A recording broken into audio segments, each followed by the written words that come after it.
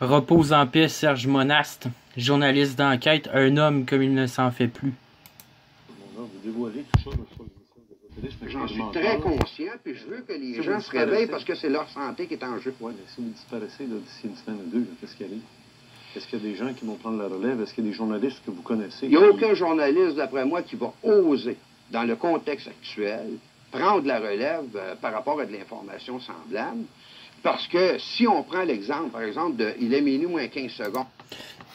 Mort 1 an ou 2 après ses entrevues à Ésotérisme Expérimental, rappelons-le, pour avoir trempé dans des réseaux d'information interdits.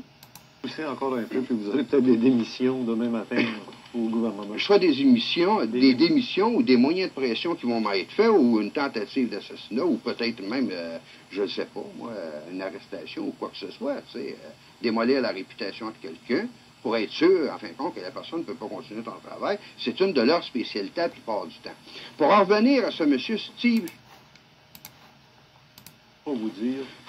On veut pas, on m'accuse à l'heure actuelle au niveau journalistique, ces compagnies-là m'accusent, et même certains fonctionnaires m'accusent de créer un mystère autour de cette situation-là, alors qu'en réalité, c'est pas moi qui crée le mystère. On crée au niveau gouvernemental, on crée délibérément un mystère en refusant de fournir des informations et des réponses sur un dossier, en fin de compte, sur des informations qui sont publiques dans une société démocratique, OK? Parce que ces compagnies-là sont enregistrées quelque part. Ça, c'est juste la pointe de l'iceberg. Et qui a touché tout le monde. Qui a touché tout le monde dans la population, puis il est impossible. Et que tout le monde pourrait réclamer comme information. Pourrait faire réclamer comme information en juste titre. Et là, le pire, c'est qu'on prépare une autre vaccination. Elle a dit, écoutez, parce que je parlais des différents développements au niveau de la recherche militaire produite par la CIA aux États-Unis au niveau des vaccins, des choses comme ça. Et j'ai dit, écoutez, il ressort des enquêtes et des résultats obtenus à date qu'il est possible d'administrer un vaccin à l'intérieur duquel il semble rien y avoir en apparence et qui ne soit pas offensif pour la santé d'aucune manière. Mais par contre, le même vaccin, à cause de son contenu mal défini, mis en relation 1 an ou 2 ans plus tard avec un autre vaccin qui lui aussi semble inoffensif à première vue, les deux combinés ensemble vont produire des problèmes invraisemblables. Et j'ai su dernièrement qu'il était possible, sans que ça puisse être décelé nécessairement au niveau d'analyse scientifique, il était possible de couper en deux un cristal liquide, d'en mettre une partie dans un vaccin, 1 an ou 2 ans plus tard, que la deuxième partie se retrouve dans un autre vaccin. La combinaison des deux avec les informations que je possède au niveau des cristaux liquides permet le contrôle direct des individus via satellite en vue d'en arriver à un moment donné à un contrôle politique absolu sur les populations. Donc, le dossier, le volume que je sors... Que les gens pensent qu'est-ce qu'ils veulent, c'est pas normal que quand les gens amènent la vérité, soient traqués d'un bord du côté, que leur travail soit saboté puis qu'ils se fassent assassiner. Moi, pour moi, ça vient sonner une cloche. C'est la vérité. Si ça serait n'importe quoi, ça arriverait pas, ces affaires-là. Cristaux liquides, je vais avoir un chapitre sur les cristaux liquides et mes démêlés de septembre, octobre 1993 avec le département de chimie, biologie, physique et de médecine de l'Université de Montréal avec les noms des professeurs avec lesquels j'ai communiqué et les informations qu'eux-mêmes étaient incapables de me donner parce que le secteur de recherche n'était pas rendu aussi poussé par rapport aux questions que je leur posais, alors que je leur révélais que ces secteurs de recherche-là étaient déjà en application au niveau de la CIA aux États-Unis. Et on dit, écoutez, on aimerait avoir des informations là-dessus, parce que nous autres, on n'est pas rendus aussi loin que ça.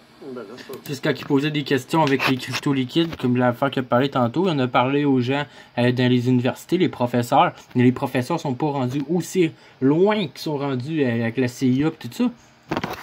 C'est ceux-là qui pensent qu'être à l'université, c'était au top, là. C'est pas grand-chose à l'université, là. La technologie est 100 fois plus avancée que ce qu'il y a à l'université, là.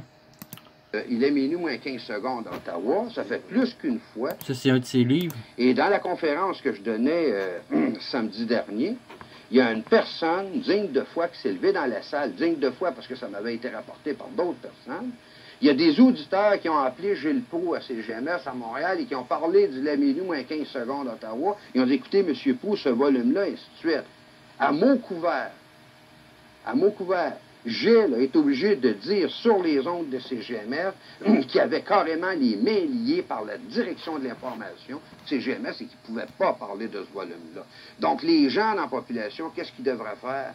Ils devraient commencer, d'après moi, à réfléchir et à se poser des questions. Pourquoi, dans une société démocratique comme la nôtre, où absolument tout est permis, toutes les modes, toutes les formes de pensée sont permis, comment ça se fait que le seul volume qui est interdit de publicité par la direction des informations, radio, télévision, journaux au Québec et au Canada, c'est justement ce volume-là. C'est parce qu'il renferme des choses que les autorités politiques en place ne veulent pas que ces informations-là soient accessibles à la population. Ça, c'est clair et net.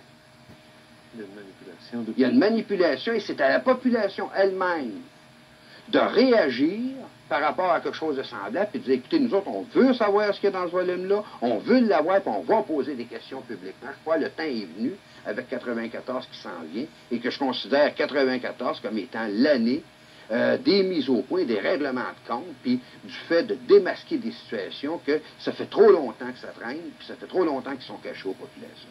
Est-ce qu'il n'est pas trop tard? Est-ce qu'il n'y a pas de système déjà tout mis en place pour empêcher... Il n'est jamais trop tard. Il n'est jamais trop tard. S'il était trop tard pour quelque situation que ce soit à l'heure actuelle, ça voudrait dire par conséquent que ces gens-là seraient déjà en possibilité de pouvoir implanter le système et qu'ils l'auraient déjà implanté. Posons-nous la question, pourquoi ils ne l'ont pas déjà fait? C'est parce qu'il manque encore certains éléments et cette date à laquelle eux auraient décidé, en fin de compte, d'imposer un système semblable, ben, peut être reculée tout dépendant de la réaction de la population. Mais là, ce qui est grave, c'est que la population est menacée dans ses familles et dans ses enfants à l'heure actuelle directement au niveau de sa santé. J'espère qu'ils vont réagir. Fait que le monde n'a pas réagi, mais 25 ans plus tard, parce que ça se pose 25 ans plus tard, moi puis d'autres, on continue le travail parce qu'il n'est pas trop tard. Fait que, tu sais, nous autres, vous autres, là, que vous acharnez sur nous autres, nous traitez toutes sortes de noms, mais on fait ça pour vous, puis pour tout le monde.